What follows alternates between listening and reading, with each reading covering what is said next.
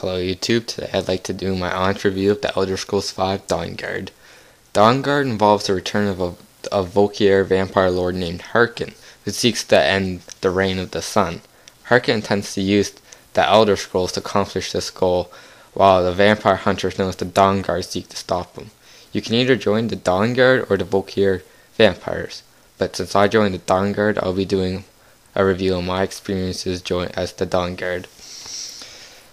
The things I do like about this review in a whole, I'm going to get into Dawngaurd, just the Dawngaurd bit in a second, is that I really like the transformation into the vampire lord, as it kind of looks like your guy is like blows up, and in the middle of his remains stands the vampire lord. Another thing I like is the dragonbone weapons. These weapons, in my opinion, are the best looking weapons in the game, as I did not really like the look of Daedric weapons, especially the sword. Kind of like a long sword better than a scimitar. And the Dawngaurd armor, which you can get if you are a vampire, doesn't matter what side you choose, I really do like the look of that, and it is pretty good armor, as I think it has the same stats as dragonbone armor. But the thing as in all Elder Scrolls Skyrim is that there are a lot of bugs, especially this bug this achievement that you get for beating one of the beginner Dawngaurd quests, which is before you choose which side you take. For I found a lot of people is that it would unlock and then later it would lock itself again. So make sure to have lots of saves to keep stuff from happening. Another bug I had while on the Dawngaurd side is that in one part you have to rescue a guy, and he is being kind of like a magical bubble over him that you have to destroy to save him. But when I first went through it, he wasn't in that. He was just kind of walking around with one of the vampires, and so I killed all the vampires, and then he started talking to me. Then he started attacking me, and I found out the reason for this. That the reason he started attacking me was because after you release him from his magical cage, he gets possessed, and you have to attack him and to take out the possession of him.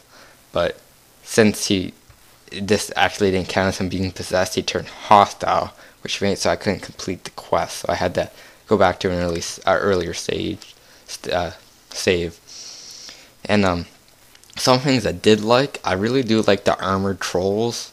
You get these if you're Dawngaurd. I just like the look of them, and they make pretty good companions. Well, they're temporarily companions. They're really just so you can do a dungeon or two with them and get some back up. They don't really carry anything. Another thing I do like is the crossbow, but I was disappointed to find out that there are no varieties of crossbow. You just get that one crossbow. Well, there is another crossbow that you can get for doing a quest for one other Dawngaurd people. And another thing that kind of disappointed me is that there are only one type of bolts, standard steel bolts, so you can't get really high damage bolts. And another thing that I really thought was weird, as in Dawngaurd, they make it so you can make arrows, but they just left out the crossbow bolts. So I don't really get why they would put in making arrows when they just leave out the crossbow bolt, which to me did not make sense. I really did enjoy going through the Dawngaurd side. I'll have to go through the vampire side tonight, but and you do meet a couple unexpected characters. If you get there, you'll know what I'm talking about. They're really unexpected. I did really enjoy this playthrough, but it was a couple quests. There's one, and that's not really much of a spoiler since you kind of most likely heard about it already. You go into an Oblivion plane, and there's a couple side quests there, but the side quests are just boring, and you just feel like you're doing a lot of running around. In some parts of this DLC, not just there, but a couple parts, you feel like you're just running around for absolutely no point. You're just in an empty area. You feel like you're just running around back and forth, and it gets really annoying and frustrating.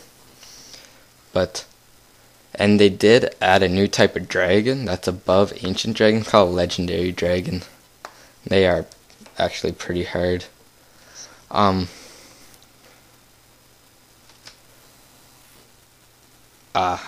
I went through the Dawngaurd story, I don't know how much this differs from the vampires. Is that they want to save the vampires want to destroy the sun, and the Dawngaurd are there to stop them. I found that the actual other Dawngaurd, like soldiers, well, I guess they're more mercenaries. They don't really do much. It's really, you do all the work. They just kind of sit back at their fort, kind of give you a crossbow, kind of just make armors and play with trolls. That's really all they do. It's kind of disappointing that they don't really help you with much. They help you at the end quest, and it's only for a little bit. And the ending was not really that great. You kill the vampire lord, which is pretty obvious. Like, it's kind of obvious that you'd have to kill him if you choose the Dawngaurd side. And then it just kind of ends from there. There's a couple side quests, but I didn't think it was that fulfilling. But all in all, this was a great download. It was very gothic themed.